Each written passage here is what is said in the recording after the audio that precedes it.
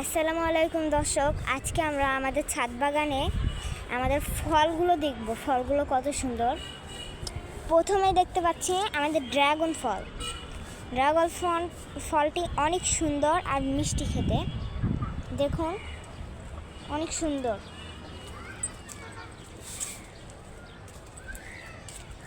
আর এখানে আছে থাই মিষ্টি আমরা এখানে দেখুন কত সুন্দর সুন্দর আমড়া ধরে আছে। অনেক সুন্দর আমড়া। দেখুন অনেকগুলো ফুলও আছে, ফল ধরছে।